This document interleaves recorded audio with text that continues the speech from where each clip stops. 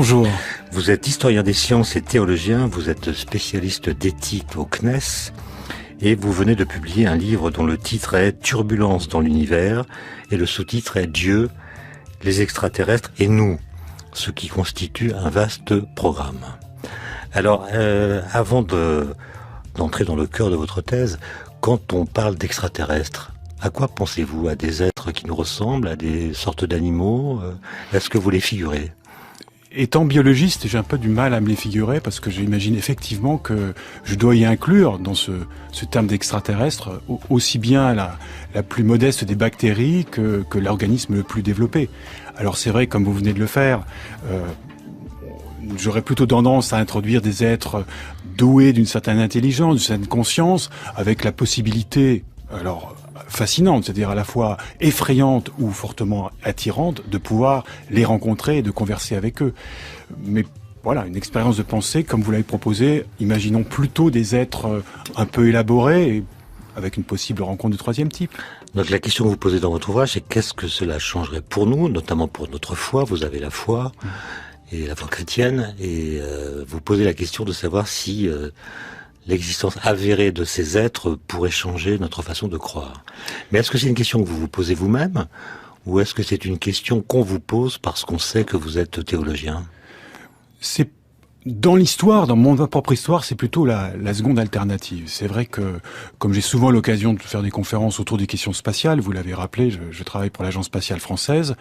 Quand mes auditeurs savent ou apprennent que j'ai aussi quelques intérêts à la théologie, immanquablement, et donc ça veut dire quasiment à toutes les conférences, arrive la question, mais si demain, vous découvriez, vous, les gens de science, parce qu'on me met dedans, même si je ne suis pas scientifique, qu'est-ce que ça entraînerait? Ben, ça risquerait de complètement bouleverser les religions, voire même de les faire disparaître.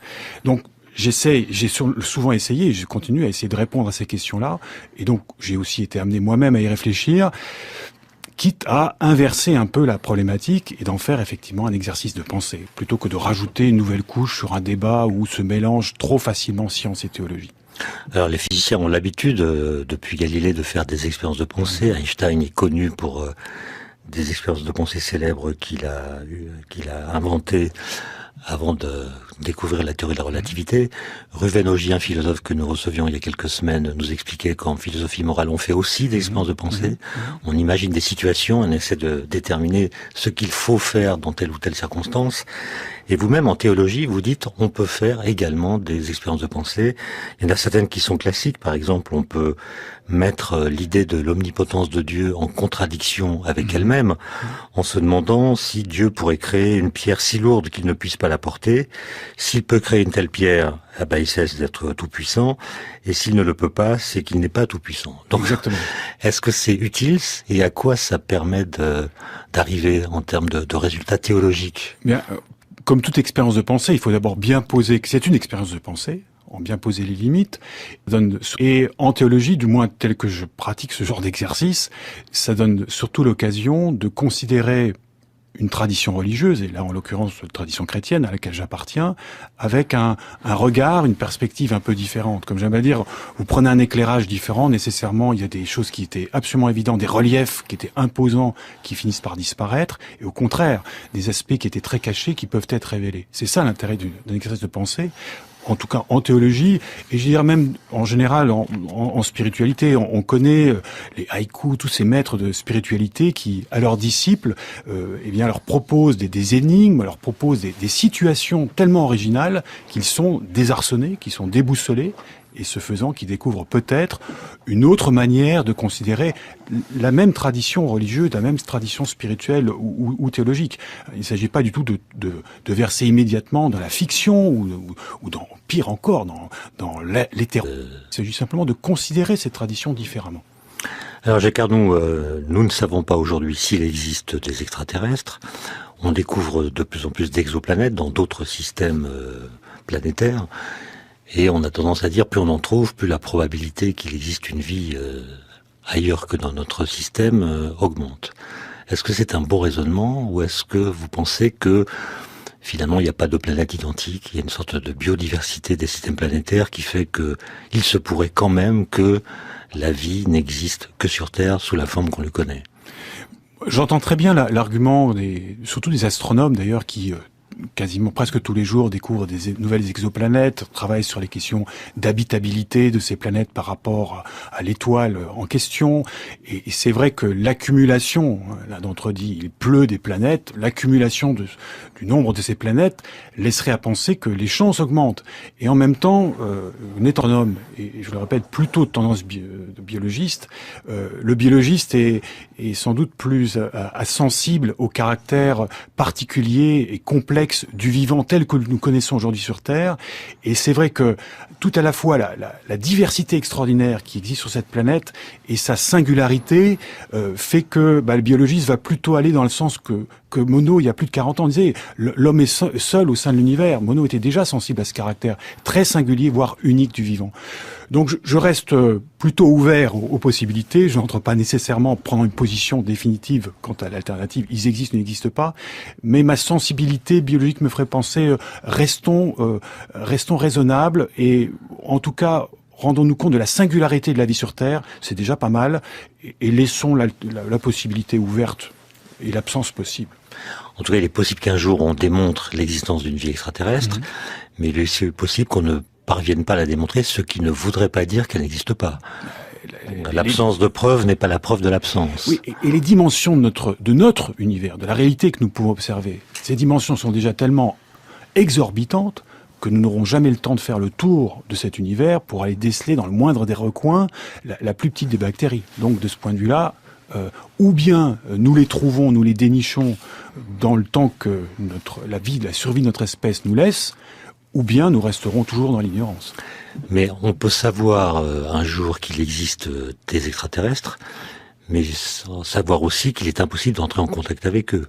Alors, si l'exoplanète la plus proche habitable est à 40 années-lumière, un vaisseau spatial ne peut circuler qu'à quelques dizaines de milliers de kilomètres par heure, ça veut dire qu'un tel voyage prendrait des millions d'années. Et donc, il n'y aurait pas de contact possible. Et s'il n'y a pas de contact, est-ce que l'existence des extraterrestres a un poids sur notre intellect et notre façon de penser l'univers? Mais un poids qui peut être relatif, c'est-à-dire que je pense que pour le quotidien ou le commun de nos existences, l'annonce effectivement d'une vie extraterrestre, mais sur une planète à des années-lumière, fera un buzz momentané évident, mais momentané. Et rapidement, notre quotidien de terrestre viendra nous submerger, et ce qui est tout à fait normal, nous sommes des êtres très anthropocentrés, et c'est important de le demeurer d'une certaine manière. Je pense quand même que pour la pensée, parce que cette question a tellement habité la culture, ne serait-ce que la culture européenne, depuis plus de 2 millénaires, 2500 ans au minimum, sinon plus. Oui, c'est ce que vous rappelez dans votre livre, c'est une très vieille question. C'est une vieille question, que tout de même un élément supplémentaire d'origine scientifique qui dirait même à des années-lumière, eh bien des êtres vivants. Alors est-ce que nous aurons des éléments suffisants pour dire des êtres conscients ou pas conscients? Ces êtres existeraient, quand même apporterait, par rappel, vous citiez la question de la définition de l'encyclopédie, eh bien apporterait quand même un élément supplémentaire au moins aux penseurs. Alors je crois que dans la communauté des penseurs, des philosophes, je rajouterais volontiers les théologiens, des scientifiques aussi, il y aurait quand même du grain à moudre. Alors, est-ce que, Jacques Arnaud, on peut reprendre quelques éléments de cette histoire? À quand faites-vous commencer la question de savoir s'il existe ailleurs d'autres vies possibles que la nôtre? Alors j'ai fait commencer mon histoire, ça ne signifie pas qu'il n'y a pas d'autres traces auparavant, hein, c'est très clair, il y a des choix à faire, avec ces philosophes grecs qui au 5e siècle avant notre ère sont déjà en train de disputer sur cette question avec deux grandes écoles, l'école des atomistes, nous le savons, qui considèrent que la réalité que nous connaissons aujourd'hui est simplement l'agrégation momentanée d'atomes, ce qu'ils appellent, donc des atomes, des particules insécables, même si aujourd'hui, vous les physiciens, vous les disséquez encore plus, mais à l'époque, voilà, ces atomes, une agrégation momentanée, issue de mouvements aléatoires, ajoute-t-il, et cette réalité peut très bien demain se désagréger, donner une autre réalité.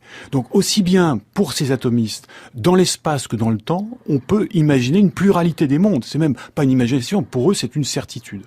Donc voilà, une des écoles, donc en faveur de la pluralité des mondes. Et puis l'autre école, c'est celle qui va évidemment être illustrée par Platon et Aristote, ou au contraire, une conscience du monde avec un cosmos bien ordonné, pas de place au hasard, un seul monde, et au centre de ce monde, la Terre qui est la nôtre, avec les êtres vivants que nous sommes. Alors on peut les citer, parmi les premiers, les atomistes, il y a Épicure qui dit ceci: il existe des mondes infinis, semblables et différents du nôtre, car les atomes étant en nombre infini, comme il a été prouvé, sont emportés loin dans l'espace. Or ces atomes qui sont de nature à pouvoir créer ou fabriquer un monde n'ont pas été épuisés par la création d'un seul monde ou d'un nombre limité de mondes. Il s'ensuit qu'il n'existe aucun obstacle à l'existence d'un nombre infini de mondes. Ça, c'est la thèse atomiste. Et puis celle d'Aristote ou de Platon: dès lors, il nous faut renoncer à nos propositions de départ ou reconnaître qu'il n'y a qu'un seul centre et une seule extrémité. S'il en est ainsi, le ciel doit nécessairement être un et non multiple. Les mêmes indices et les mêmes démonstrations rigoureuses le prouvent. Ils sont très sûrs d'eux. Ah oui, dans un camp comme dans l'autre. Bien sûr. Mais surtout parce que précisément, ces deux camps, comme vous venez de le dire, nous sommes dès cette époque-là dans des disputes, dans des débats où les enjeux ne sont pas simplement des exercices gratuits de pensée. Il y a toute une manière de concevoir le monde, y compris le monde terrestre. On l'a bien senti, le côté aléatoire ou au contraire ordonné. Derrière ça, il y a tout un système, des systèmes philosophiques largement opposés qui sont en train de se rencontrer et d'être en joute. Donc, quand on est en joute, quand on est en dispute, sans doute que nous avons plutôt tendance à forcer le trait, et parce que nous avons un adversaire en face de nous. Donc là, on a vraiment deux écoles. Mais est-ce que vous seriez d'accord pour dire qu'à cette époque-là, la question était philosophique finalement? Oui, elle était philosophique, et en même temps, pas du tout, gratuite, parce que comme je viens de le dire, c'est vraiment une manière de comprendre la réalité dans laquelle nous sommes, de comprendre l'ordre ou le désordre, et donc, oui, philosophique avec des conséquences éventuellement sociales. Et on sait bien qu'une des deux écoles va prédominer sur l'autre, en l'occurrence Aristote.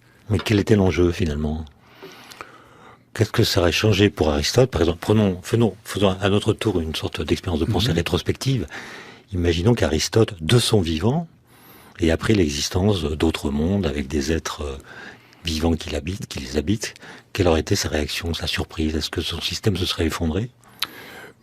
Laissons Aristote le soin de reconstituer son système, parce que un philosophe est aussi capable de retomber sur ses pieds lorsque la réalité s'impose. Et donc c'était aussi une qualité, je crois, aux penseurs comme aux scientifiques, après avoir posé des hypothèses, lorsque les réalités s'imposent, de pouvoir reconsidérer ces hypothèses. Mais c'est vrai qu'entre un monde si bien ordonné à la manière des Grecs, ce monde cosmique, où même on impose que le monde soit ordonné, et puis cette vision des atomistes beaucoup plus désordonnée, beaucoup plus aléatoire, même dans le monde des sciences, qui est davantage le vôtre, on peut imaginer aussi des grands bouleversements, parce que c'est bien là-dessus que va se jouer bien plus tard, presque 20 siècles plus tard, à l'époque moderne, va se jouer une certaine révolution. Nous ne savons pas si les planètes abritent de la vie, mais nous savons qu'elles jouent de la musique. Du moins si l'on en croit le titre du morceau de musique que vous avez choisi, que nous allons écouter, et qu'on doit à Sylvie Vauclair, qui est astronome, astrophysicienne. Jacques Arnoux, la musique des planètes, morceau de Sylvie Vauclair, est composé par Monsieur Lévin. Donc c'est une composition au sens d'une rencontre entre un compositeur de musique, donc un instrumentiste aussi, et puis une astronome, et qui apporte toutes ces ondes qui nous viennent des planètes, parce que ce sont des ondes donc on peut introduire, mettre en musique. Et je trouve ça intéressant comme exercice, ne serait-ce que cette rencontre entre science et créativité. Et c'est la manière dont la réalité vient nous troubler, nous bousculer, ou peut-être inspirer nos artistes. Mais quand vous écoutez cette musique, vous imaginez des êtres qui... Pas nécessairement des êtres. En tout cas, je pense que ce type de création, donc en l'occurrence musicale, peut nous inviter à une attitude d'étonnement. Dans mon ouvrage, je réfléchis à un moment donné sur la différence entre émerveillement et étonnement. L'émerveillement, c'est sublime, c'est superbe, mais en même temps, l'esprit peut être à la fois cartésien qui est le nôtre, ou scientifique, nous fait que mettons un peu un pas de côté, et puis nous restons étonnés, donc aussi en question. Et je trouve que ce type de création artistique peut nous mettre dans cette posture-là, qui est une posture non seulement intellectuelle, mais humaine, je trouve extrêmement intéressante, et qui nous permet d'aller de l'avant. Alors, je vous propose que nous reprenions le cours de l'histoire. On l'a commencé avec les atomistes qui croient à une pluralité des mondes, et même à une infinité de mondes. Aristote qui, lui, ne croit qu'à un monde unique. Quelles sont les étapes qui suivent, les étapes importantes qui suivent ce questionnement ? Alors l'étape suivante, et qui nous concerne peut-être plus directement dans notre culture occidentale, je fais un pas immense, parce que j'arrive déjà au XIIIe siècle, vous voyez, donc nous sommes passés du 5e siècle de l'ère précédente au 13e de notre ère. Vous allez vite pour un théologien. Oui, mais parce que c'est aussi pour ne pas lasser les lecteurs ou les auditeurs. C'est parce que, précisément, Aristote, qui a quand même dominé son temps, est redécouvert au XIIe, XIIIe siècle. Et l'un de ceux qui redécouvre Aristote, et n'est pas des moindres, s'appelle Thomas d'Aquin, il est professeur à l'université naissante de Paris, donc en théologie, et il propose à ses confrères théologiens d'utiliser la philosophie d'Aristote pour renouveler la théologie chrétienne de l'époque, la théologie scolastique. Ça se passe pas très bien, on pourrait dire avec des mots plus récents, c'est un peu les anciens et les modernes. Thomas étant un moderne. Ça se passe pas très bien, au point que, après d'ailleurs la mort de Thomas, quelques années plus tard, les disputes entre théologiens énervent tellement l'évêque de Paris qu'il est obligé de prendre des sanctions et de décider ce qui est acceptable ou ce qui n'est pas acceptable du point de vue du magistère catholique, du magistère chrétien. Et dans ces condamnations, dans ces distinctions, il y en a une qui nous intéresse aujourd'hui, puisqu'il condamne très clairement l'affirmation de l'unicité du monde, en disant celui qui affirme l'unicité du monde, il se trompe. Alors, ce qui est intéressant, c'est pas la condamnation, parce que la condamnation, c'est jamais très agréable, c'est le motif, l'argument de l'évêque de Paris, Étienne Tempier, donc. Nous sommes en 1277, je vous rappelle, et c'est assez intéressant. Il dit, au fond, pourquoi condamner l'affirmation de l'unicité? C'est parce que nous, les terriens ou nous les terrestres, ce n'est pas à nous de dire à Dieu ce qu'il peut ou ne peut pas créer. C'est pas à nous de donner une limite à la toute-puissance créatrice de Dieu. Donc vous parliez de la toute-puissance. Donc c'est l'argument de la toute-puissance qui est réinvesti dans l'idée que plusieurs mondes sont possibles et même nécessaires. Voilà. Pas nécessaire. Alors justement, pas nécessairement nécessaire, mais en tout cas, ce n'est pas à nous de décider. Donc là, par rapport à l'exercice de pensée sur la pierre, lui se place différemment. C'est effectivement la question de la toute-puissance créatrice, mais ce n'est pas à l'homme de donner des limites à cette toute-puissance. En quelque sorte, c'est un appel à la modestie, ce que nous pouvons percevoir, ce que nous, les terriens, les humains, pouvons connaître de cette réalité, ne nous permet pas de faire une forme des limitations, des limites théologiques à la création. C'est-à-dire, pour reprendre mon introduction, il s'agit d'un problème dont nous ne connaissons pas la solution. Exactement. Et là, le théologien doit être capable de se taire. Ce qui est une qualité qu'il n'a pas nécessairement, mais que j'aime toujours rappeler, parce que l'un des tout premiers théologiens, le brave Job sur son tas de fumier, eh bien, quand à la fin de son expérience, il se tait. Et je dis toujours que c'est une excellente qualité pour un théologien. Mais on va quand même continuer, j'espère, notre conversation. Ah oui, au moins une demi-heure. Alors, est-ce que c'est une étape importante, ce 12e, 13e siècle? Est-ce que ça a fait autorité, cet avis de l'évêque de Paris? Oui, je pense que c'est une étape importante, même si on a souvent oublié cet épisode et puis cette décision d'Étienne Tempier. Il me semble quand même que c'est la posture autour de laquelle, finalement, le magistère romain va toujours se tourner, parce que il ne prendra jamais plus position quant à cette question-là. Hormis quelques cas que vous allez évidemment tout à l'heure mentionner, parce que c'est des cas un peu tragiques, mais du point de vue théologique, c'est cette posture-là qui va être, à mon avis, maintenue, et qui aujourd'hui me semble d'autant plus prévaloir que, effectivement, les données scientifiques sont arrivées. Nous sommes entre le 13e et aujourd'hui, il y a tout de même l'apport des sciences qui est prépondérant. Mais quand on imagine cette vie ailleurs, à l'époque, est-ce qu'on pense à des gens comme nous, des extraterrestres qui seraient d'autres humains finalement, avec éventuellement des animaux, ou est-ce qu'on envisage déjà l'extraterrestre au sens de la science-fiction d'aujourd'hui? Je pense qu'on les imagine plutôt comme nous, en tout cas comme des proches, parce que si on fait un tout petit saut cette fois-ci et que nous tombons au milieu du XVe siècle avec le célèbre Nicolas de Cuse, qui lui est un éminent personnage ecclésiastique, cardinal, grand défenseur du pape, grand diplomate. Lui, dans son célèbre ouvrage « La Docte Ignorance », va évoquer les habitants de la Lune, les habitants du Soleil. 15e siècle. Nous sommes en 440, milieu du 15e siècle. Et à le lire, on imagine qu'il leur donne à la fois des caractéristiques bien particulières. Bien sûr, il va dire que les habitants de la Lune sont lunatiques, que les habitants du Soleil sont solaires et sont particulièrement resplendissants. Mais n'a pas pour autant l'impression que ce soit des êtres totalement différents, en tout cas qui ne ressemblent pas aux petits hommes verts du XXe siècle. On peut le citer, il écrit « La vie telle qu'elle existe ici-bas sur Terre sous forme d'hommes, d'animaux et de plantes, supposons qu'elle existe sous une forme plus élevée dans les régions solaires et stellaires. Plutôt que de considérer que tant d'étoiles et de régions des cieux sont inhabitées et que seule cette terre est peuplée, qui plus est d'êtres d'une espèce peut-être inférieure, nous supposerons que dans chaque région, il existe des habitants de nature différente selon leur rang, qui doivent toute leur origine à Dieu, qui est le centre et le pourtour de toutes les régions stellaires. » Fin de citation. En fait, il fait la même expérience de pensée que vous. Oui, d'une certaine manière, absolument. Alors, il va, lui, développer plutôt une philosophie, une théologie de la connaissance, docte ignorance, puisque c'est le titre de son ouvrage. De mon côté, je me suis plutôt à des expériences, je dirais, plus théologiques au sens de relecture de la Bible et de quelques éléments théologiques. Mais c'est vrai qu'il affirme, à le lire, c'est presque une affirmation avec, en tout cas, une affirmation de cette pluralité dans des termes qui sont assez précis et presque assez étonnants de la part d'un homme qui, par ailleurs, est très prudent au niveau de la diplomatie vaticane. Mais vous parlez aussi d'un autre, alors je ne sais pas s'il était théologien, mais un contemporain de Nicolas de Couz, qui s'appelle Guillaume de Vaurilon. Oui. Qui était-il? Aussi un théologien de cette époque-là. Ouais, lui, il pose des drôles de questions. Il se demande si les extraterrestres ont péché ou non. Alors bien sûr, parce que ça, c'est déjà pratiquement l'époque moderne. Vous voyez, donc, quand on est au Moyen-Âge, la grande question, c'est le Dieu tout-puissant créateur. Et on ne s'interroge guère comme théologien sur le destin de ces créatures qui éventuellement peupleraient ces autres mondes. Et petit à petit, au fur et à mesure où on se rapproche de la Renaissance, puis bientôt de l'époque moderne, les théologiens vont mettre de côté l'aspect du Dieu créateur, parce que de fait, quand on va arriver au XVIIe siècle, ces mondes vont affluer quelque part derrière les télescopes ou devant les télescopes des astronomes.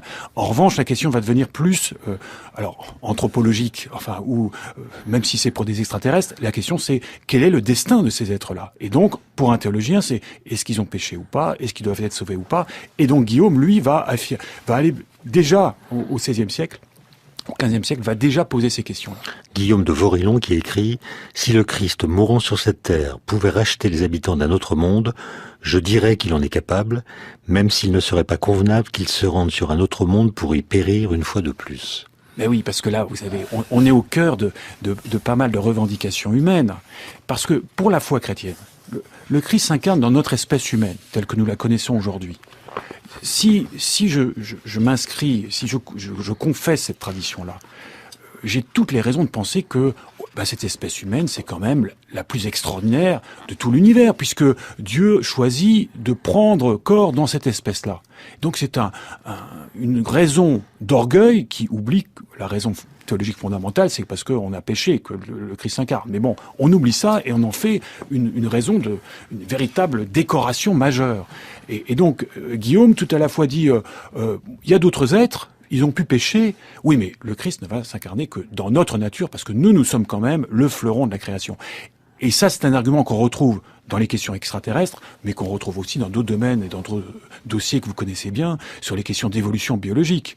Est-ce que notre espèce est une espèce comme une autre, qui est issue d'un processus évolutif tout à fait classique, ou est-ce que, du fait de son statut théologique particulier, elle doit être séparée du reste? Parce qu'elle aurait une singularité ontologique, en quelque sorte.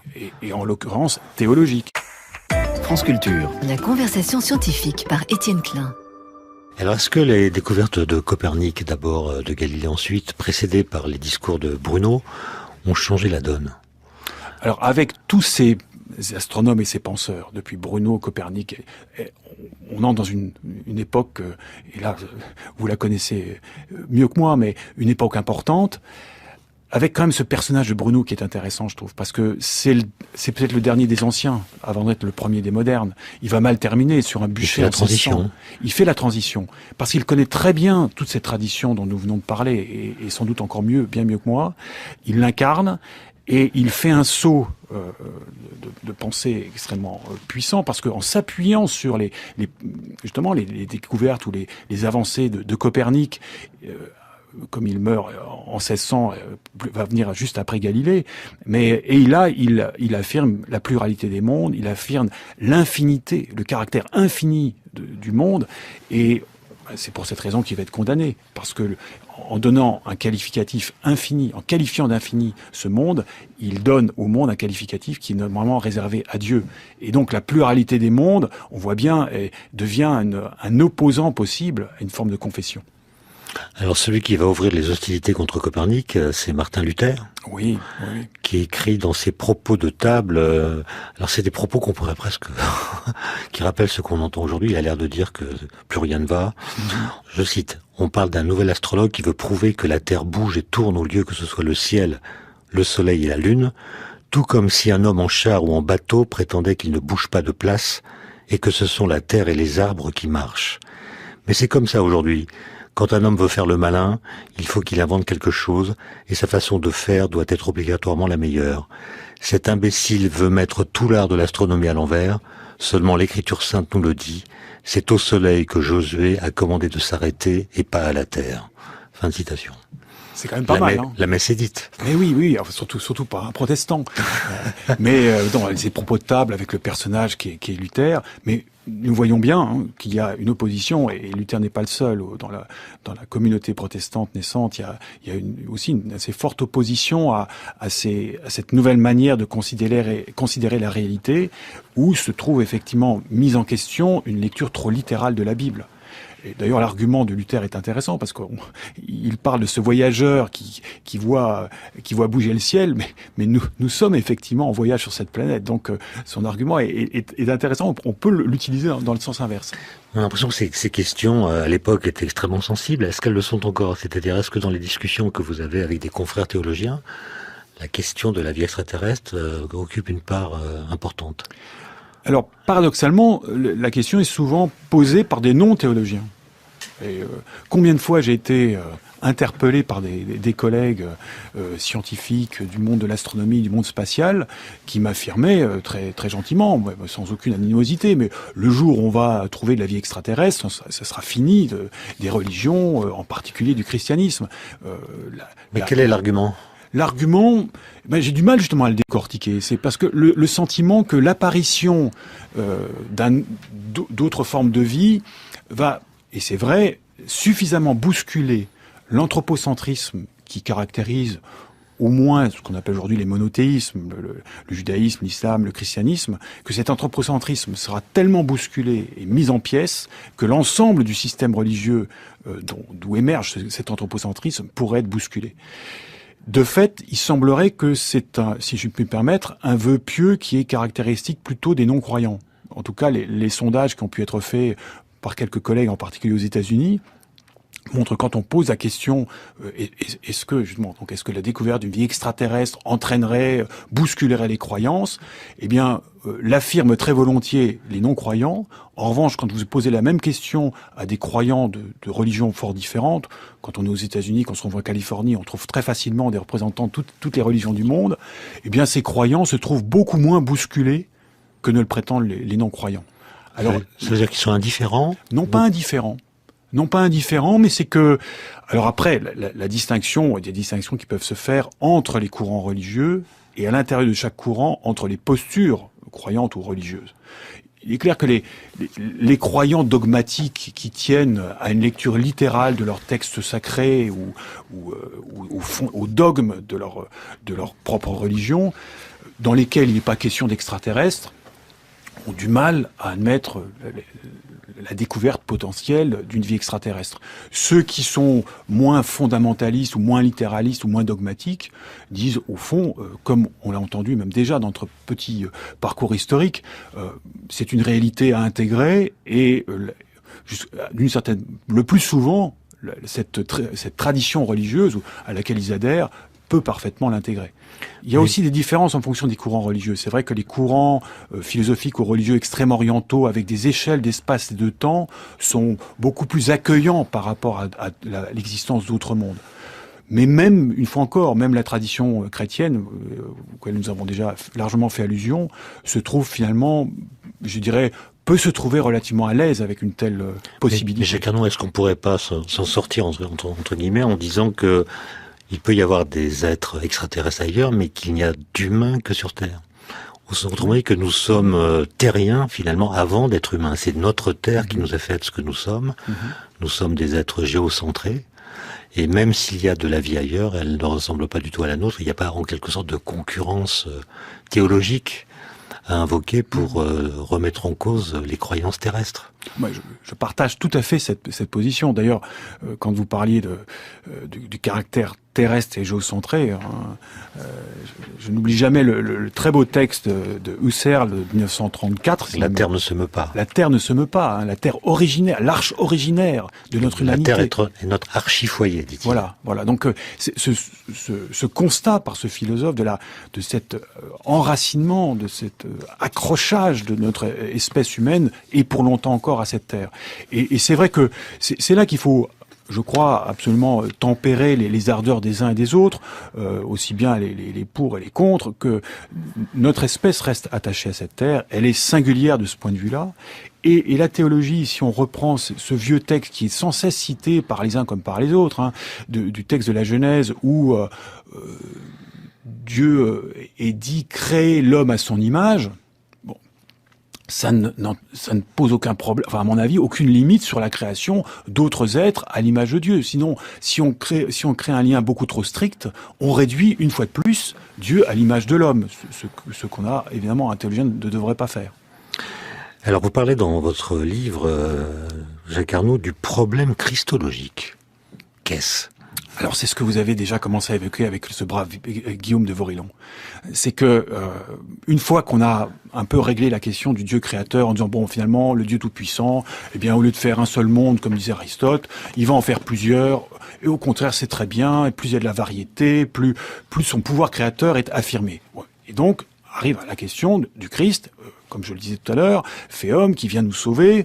Alors qu'est-ce qu'on va en faire ? Donc alors là, il y a une question que je trouve, il y a un enjeu, c'est le théologien qui parle, mais extrêmement intéressant. En même temps, quand on regarde un peu l'histoire du christianisme, il y a une chose que je trouve vraiment fascinante, c'est de voir ce qui se passe au lendemain de ce jour qui était essentiel pour la foi chrétienne, qui est le jour de Pâques.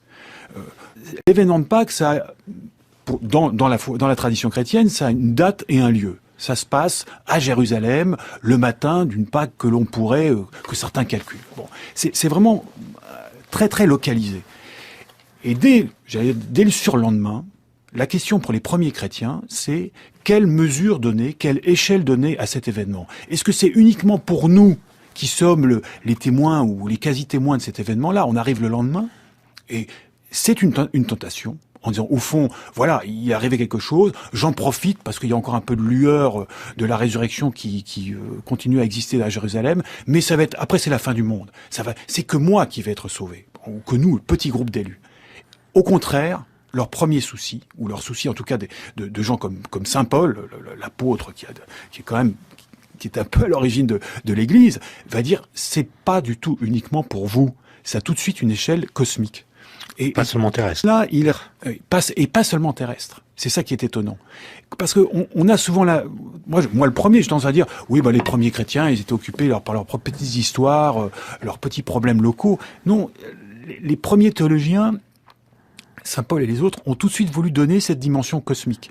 Et en ce sens-là, ils répondent avant même que la critique n'arrive, à ce qui va naître dans notre Occident au 19e, au 20e siècle, tous ceux qui vont dire et critiquer le christianisme pour son côté un peu étriqué, et à juste titre, vous êtes trop anthropocentré, votre histoire de la création c'est trop géocentré. Oui, c'est vrai que c'est l'évolution qui a été celle de plusieurs siècles, et de beaucoup trop de siècles, mais chez les pères de l'Église, mais chez Saint Paul, il y avait quand même ce souci qui, heureusement, a été retrouvé par des penseurs du XXe siècle. Et le débat fait rage au XVIIe siècle avec un certain Mélanchthon. Oui. J'ai bien prononcé? Oui, vous l'avez bien prononcé. Alors, quelle est sa thèse à lui? Lui, c'est la thèse aussi protestante. Elle va un peu plus loin que Luther, que nous citions tout à l'heure. C'est-à-dire que lui, c'est très clair, le Christ ne peut pas s'être incarné dans une autre terre, le Christ est vraiment s'incarner pour nous les humains, donc il n'y a pas d'autres êtres qui aient pu pécher, qui puissent avoir connaissance Je le cite en lisant votre ouvrage, « Nous savons que Dieu est avec nous, citoyens de ce monde, tuteur et serviteur de ce monde, qu'il gouverne le mouvement des cieux, dirige les constellations, rend cette terre fertile et en effet veille sur nous. Nous n'allons pas nous arranger pour le placer dans un autre monde afin qu'il veille aussi sur d'autres hommes. » Autrement dit, il est pour nous et que pour nous. Exactement. Exactement. Et ça, quand même, je trouve que, je dirais pas que c'est une certaine actualité, mais ça a toujours une actualité. La tentation de mettre Dieu à notre service. Quand nous parlons très volontiers ces temps-ci, depuis quelques années, de retour du religieux, moi je crains toujours que ce soit un recours au religieux pour affirmer notre propre domination, notre propre unicité, nos propres pouvoirs. Et là, c'est une expression qui est presque caricaturale, mais malheureusement si fréquente. Jacques Arnoux, le moment est venu d'entendre le second morceau de musique que vous avez choisi, la symphonie du Nouveau Monde de Dvorak. Jacques Arnoux, la symphonie du Nouveau Monde de Dvorak, vous avez un commentaire à faire sur ce choix qui est assez évident. Oui, il est assez évident, et en même temps, ne jamais oublier que ce nouveau monde, en tout cas celui qui est apparu devant la proue de Christophe Colomb à la fin du XVe siècle, a quand même aussi bousculé les théologiens. Il a fallu s'interroger sur l'âme, ce qu'on va appeler l'âme des Indiens et toute la controverse de Valladolid. Voilà, la controverse de Valladolid, qui interroge l'universel. Mais bien sûr, et qui rejoint aussi la question que nous évoquions juste avant, qui est la question du salut. C'est-à-dire, est-ce que ces êtres vivants, est-ce qu'on va en faire des humains, avec toute la question donc liée à ça, du péché, du salut, est-ce qu'on va les faire rentrer dans cette communauté d'élus? Oui, des grosses turbulences dans le milieu théologique. Alors je dois dire, Jacques Arnoux, que j'ai été fasciné en lisant votre livre, La turbulence dans l'univers, par la subtilité des débats théologiques, que je connaissais fort mal. Mais justement, dans ces débats, est-ce que la question s'est posée de savoir si ces êtres qui vivraient dans d'autres mondes pourraient être supérieurs à nous, meilleurs que nous, ou est-ce qu'on les considère toujours comme moins évolués que nous, au motif que l'homme serait le point culminant de l'évolution? Bien, on l'a entendu tout à l'heure sous la plume de Nicolas de Cuse. Il admettait, lui, au XVe siècle, qu'il puisse y avoir des êtres supérieurs. Et il était plutôt en train de diminuer en disant soyons modestes. D'autres le refusent totalement. C'est l'idée que les orbites célestes pourraient finalement abriter de très belles sociétés. C'est l'anagramme, je vous le signale. Ah, les orbites célestes ont pour anagramme très belle société. C'est un hasard. Mais je ne sais pas s'il a une portée théologique. Oui, parce que nous sommes, vous voyez, avec Nicolas de Cuse, nous sommes avant la révolution copernicienne, et nous sommes encore dans une vision assez cosmique de la réalité, avec un cosmos qui est plutôt plus beau que la Terre. La Terre n'est que le cloaque de ce cosmos, de ce monde. Donc Nicolas de Cuse, tout en ayant une idée assez moderne, puisqu'il admet la pluralité des mondes, eh bien, est encore un ancien, puisque sa vision est cosmique. Ce qui nous entoure, le ciel qui nous entoure, est plus beau que la terre sur laquelle nous sommes. Et donc, ce faisant, il casse un peu notre prétention à la supériorité. Est-ce que ce ne serait pas ça le vrai coup dur ? D'apprendre que la vie extraterrestre est constituée d'êtres beaucoup plus sages, évolués que nous, plutôt que leur existence même. Je crois déjà à leur existence même, parce que c'est ce que je dis quelquefois, c'est un peu le syndrome du fils aîné ou de la fille aînée de la famille. Quand arrive le petit frère ou la petite sœur, brutalement, on n'est plus tout seul. Et ça, je suis certain que cet aspect-là joue dans la difficulté pour un certain nombre de croyants, en particulier un certain nombre de chrétiens que je peux rencontrer, quant à imaginer l'existence d'autres êtres un peu conscients, en disant mais brutalement, je ne suis plus le seul aimé par Dieu. Dans la vie de Galilée de Bertolt Brecht, il y a un superbe passage, je trouve une mise en scène fantastique de ça, où le vieux cardinal s'insurge contre l'idée de Galilée. Pourquoi ? Parce que c'est pas le fait qu'il y ait d'autres mondes, etc. C'est de dire que le soleil, c'est le projecteur que Dieu a installé au-dessus de notre terre pour nous éclairer, nous l'humanité, et lui en particulier, vieux cardinal.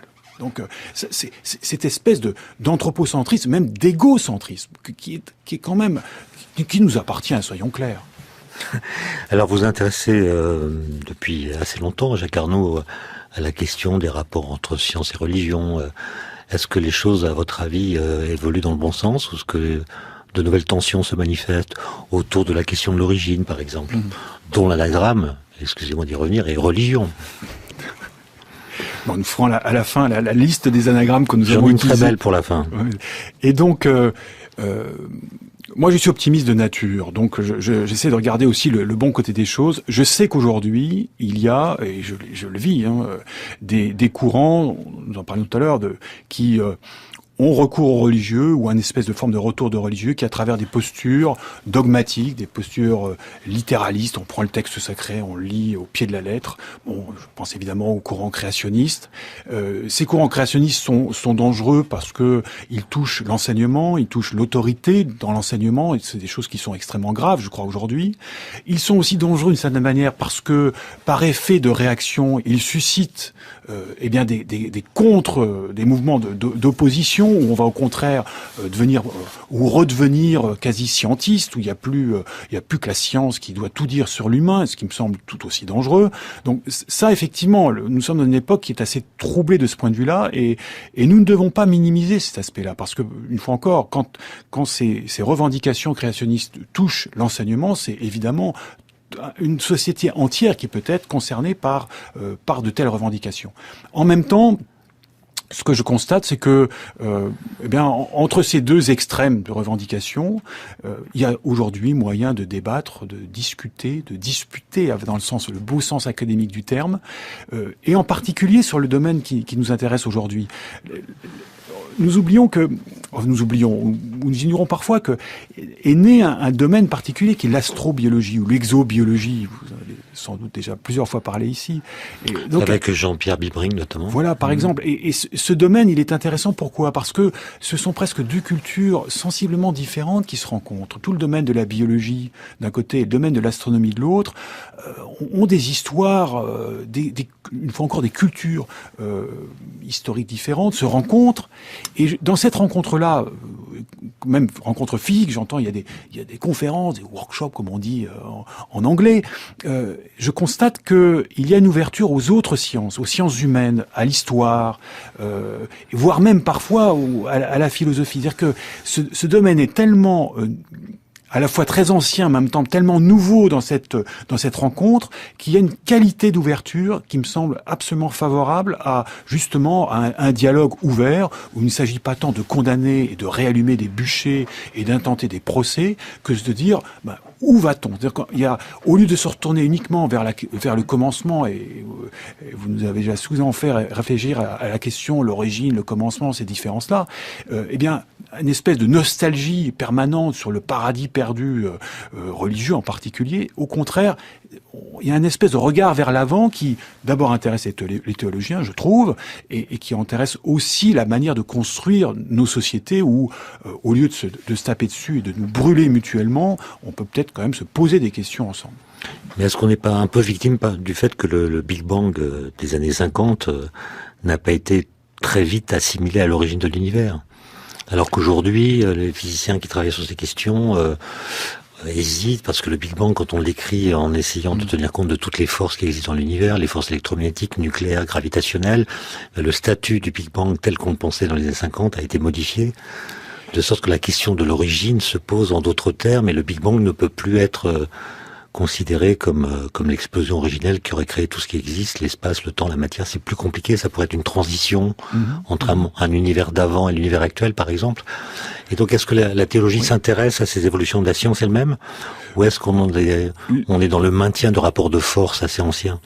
Non, je crois que, alors évidemment, au moment où ces théories, la théorie qu'on appelle aujourd'hui le Big Bang, a été davantage rendue publique, et je pense aux années 50, il y a eu un engouement pour cette théorie dans les milieux, au moins dans les milieux chrétiens, parce qu'il y avait une certaine consonance entre le récit du Big Bang et le récit de la création. Le Fiat Lux et le Big Bang, même combat. Exactement. Et Pie XII est allé dans cette perspective-là de concordisme que Georges Lemaître, qui était bien placé pour connaître, puisque c'était l'un des fondateurs de cette même théorie, a non pas condamné, on condamne pas le pape, mais a quand même fait remarquer au pape que ce concordisme-là était dangereux. Donc, en fait, au même moment où cet engouement dont vous parliez était en train de naître et s'est plutôt développé, il y avait déjà des mises en garde par rapport à ça. Et aujourd'hui, les théologiens qui travaillent sur la théologie de la création, parce que la théologie, il y a bien énormément de domaines, donc c'est quand même une communauté, je dirais, c'est pas la communauté la plus importante aujourd'hui, mais cette communauté-là, quand même, est assez soucieuse de ce que vous dites, c'est-à-dire de continuer à suivre l'évolution des sciences, justement parce qu'il s'agit d'éviter tout concordisme. Et justement, l'évolution des sciences elles-mêmes disent attention, ce qui peut à un moment donné consonner, demain ne consonnera plus. Ce que disait déjà le maître, ce que disent encore aujourd'hui les théologiens. Donc que ça soit l'occasion de s'interroger en théologie pour reconsidérer ce que nous disions au début de notre conversation, reconsidérer des traditions avec une perspective différente, ça, je crois que les théologiens aujourd'hui en sont très reconnaissants à l'égard des sciences. Mais ils ne cherchent pas dans les sciences des preuves de quoi que ce soit ou d'être confortés dans tel ou tel aspect de la théologie. France Culture. La conversation scientifique par Étienne Klein. Alors vous parlez des théologiens, mais est-ce qu'il y a des différences entre les théologiens des différentes religions?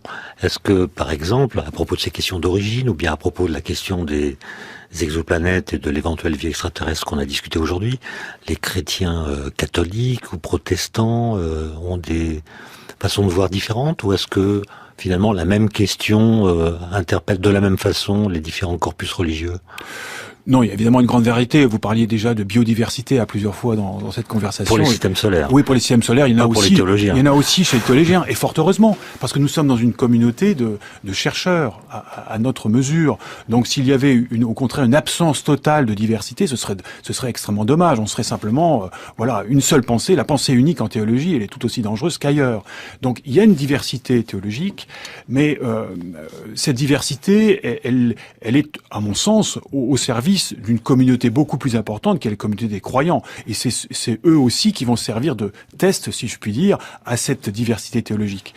Ce qui est assez notable quand même, et ce qui parfois aussi est peut-être un peu troublant, c'est que il semblerait quand même que la dimension de recherche théologique, de curiosité théologique, soit aujourd'hui très liée à notre Occident.